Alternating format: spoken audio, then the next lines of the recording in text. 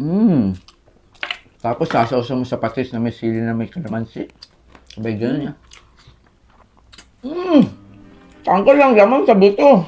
Alam kong lapang na lapang ka na nang dahil dyan sa kaka-scroll mo. Dapat, hindi na pinupuntahan dahil kayang-kaya naman nating gawin ito sa ating mga bahay-bahay. Kaya naman natahalikat samahan nyo ako dito sa palengke ng Plaridel. Ang una ko nga palang hinanap dito ay ang papaya. Kumuha ko ng 2 piraso at 1 luya at pinakilo ko na kay kuya. Umabot nga pala ng 10 piso ang 1 piraso nito at ang papaya ko naman ay binigay na ni kuya ng halagang 30 pesos. Tapos nun at pumunta na ako dito sa loob ng palengke at para bumili ng 1 manok. Mga manok pala dahil 5 pirasong pakpak nga pala ang kinuha ko dito. At nung palagay ko na hindi kakasya sa amin lahat yung 5 na yon at nagpadagdag pa ako ng 1 kay kuya dahil 3 dosena kasi kami dito sa loob ng bahay. Kaya nung sinabi ni kuya na kasya na ba to? Opo, kasya na po yan. At sa sobrang bilis magtadtad ni kuya napunta na ako dito sa bentahan ng niyog. Meron na nga pala nabibili na diretso na at nasa plastic na pero sariwa to guys kaninang umaga lang. Kaya humablot na ako ng 2 plastic. Eto naghahanap ako ng dahon ng sili at kahit saan ako pumunta sa loob ng palengke ay wala talaga akong mahagilap. Ewan ko ba kung bakit hindi naman tayo tag-ulan ngayon. Kasi nga ang alam ko bagyo lang ang meron tayo ngayon. Simula nung nakita kong parang galit yung mukha ni ate kaya naman bumili na lang kami ng mangga at para naman ma-relax ako. Tinanong ko nga pala si kuya kung saan siya kumukuha ng mangga. Ang sabi niya doon lang daw sa kabilang bakod, sa kapitbahay daw niya. At dahil galing to sa kapitbahay niya, 30 pesos nga pala ang 1 piraso nito. Sa panahon ngayon mahirap ka maghanap ng mangga dahil hindi panahon ng mangga ngayon. Kaya naman dali-dali na ako nagpalagay kay kuya ng bagoong kahit hindi ako kumakain nito, allergy ako. Naamoy ko kasi nung pagbukas niya napakabango at mukhang matamis. Kaya sabi ko kay kuya bigyan niya ako ng kristal dahil alam kong mahirap ang bigayan ngayon. Medyo alisto nga lang pala kami ni kuya sa pag-aabutan namin. Kaya nung inabot na sa akin ni kuya, binudbud ko na to at saka ko kinain. Oops guys, asin yung tinutukoy ko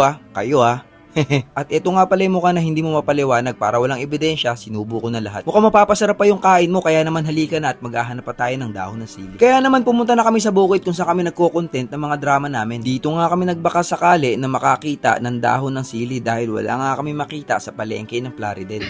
Ay, namatay yung sili mo din yan. Wala sa palengke, kahit anong suot namin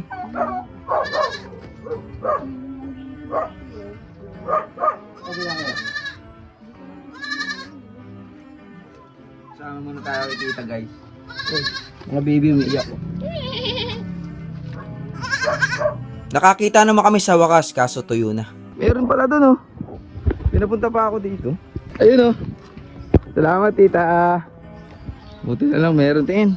Nakakaw na tayo sa kapit. Thank you tita. Hi ka muna. Salamat po.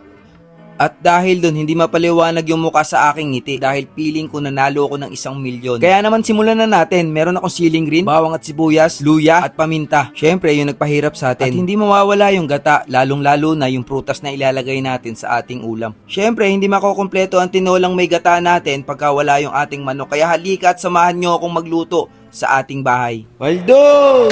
Kaya naman pagkabukas ng kalan ay pinainit ko muna yung misis ko ay yung mantika, ay yung kawali. Pagkatapos ay inilagay ko na yung mantika. Kaunti lang pala to guys kasi yung manok natin ay hindi natin pinakuluan kaya magmamantika pa siya. Kaya naman nagpiling shift na ako kahit hindi naman talaga. Inikot-ikot ko pa yung kawali at inuna kong sinala nga pala yung luya. At pagkatapos kong ilagay ang luya, hihintayin ko muna siyang mamula ng bahagya. At doon ko na rin ilagay ang ating bawang. Sinunod ko na rin ang sibuyas. Halo ng kaunti at ilagay na natin ang ating manok. Siya nga pala ang napili ko dito ay yung bandang pangpak ng manok dahil ito yung pinaka mas malasa dahil nandito pa ang kanyang mga siguro kahit sino naman na magluluto na may sabaw mas gugustuhin nila yung merong mga buto-buto. At binigyan ko nga pala siya ng 1 mantinding halo para naman kumalat yung mga recipe na inilagay natin at isusunod ko na nga pala dito ilagay ang tropa mo ay paminta pala. Ang ginamit ko nga palang paminta dyan ay yung medyo crack kaya naman lalagyan ko na siya ng asin at 1 takal ng patis. Ewan ko ba sa mga nakasanayan ko na talaga simula noon patis talaga yung nilalagay namin kapag nagluluto kami ng kahit na ano. Pagkatapos ko siyang takpan ay binuksan ko ayun na tignan mo umaamoy. Kaya naman nung hinalo ko siya ng 1 mabilisan ay nilagay ko na rin ang aking pinakaluang tubig sa termos. At pagkatapos pakaluin lang natin tapos isunod na natin yung ating gata dahil ito lalo ang magpapasarap sa ating tinola. Malalaman nyo pagkaluto na ang ating gata ay aapaw ng ganyan yan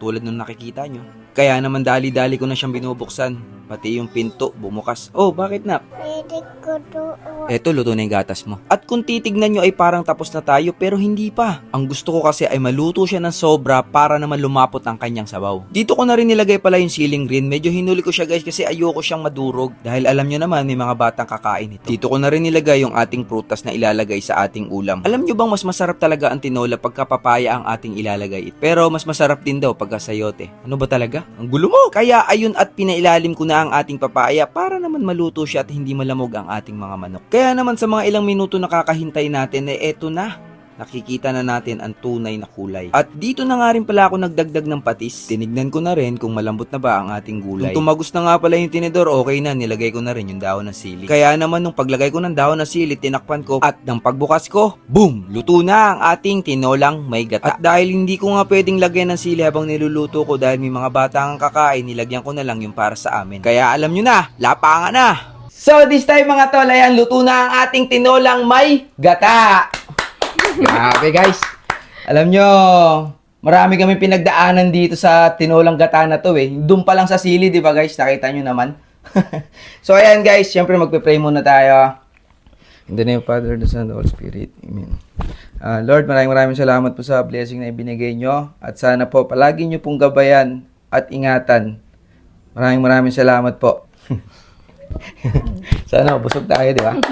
Ayan. Meron tayong patis na may sili. At syempre, di mawawala yung kalamansi. At eto na. Simulan na natin kumain, no? Tara na. Let's go. Gutom na ako. Alam nyo, sobrang init talaga dito, guys. Ha? Pasensya na kayo. Ayun, no? Guys, tingnan nyo yung sabaw. Sabaw pa lang yan. Ayan. Ayan, no? Uy. Ito, guys, tingnan nyo. Ha? Pakalambot, to. Mainit. Sausaw natin. Sarap. Ito pakpak. Pakpak. Natatanggal na sa ano. Sa buto, no? Sarap. Ano yung buong-buo yung lasa niya, no? Lasang-lasa yung gata, eh.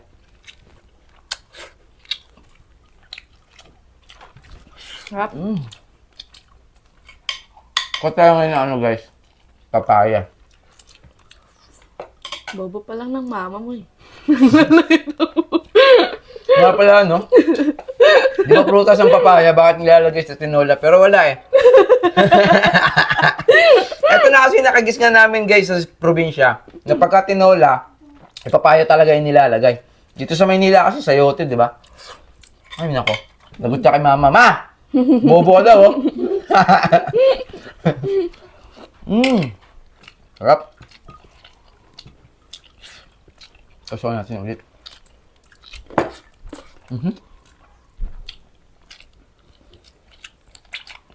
Sarap. Usaw natin dito sa ano, Sausaw mo. patis. Oh, sarap.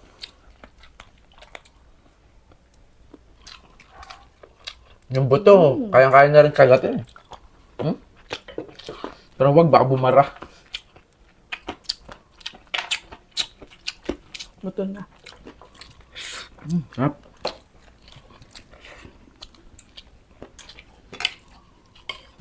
Guys. Gusto ko kasi yung may buto guys. Sinisip-sip talaga siya. Ito na lang. Pakpak. Pakpakainit.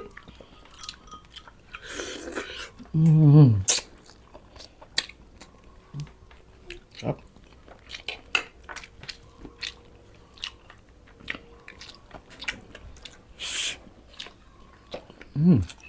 Guys, oh. Tapos sasawsaw mo sa patis na may sili na may kalamansi. Sabay ganun yan. Tanggal lang laman sa buto.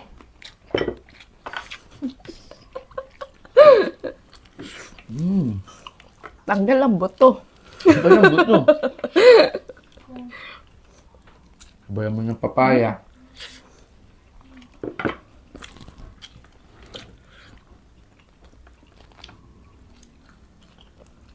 Sundutan mo na siling green.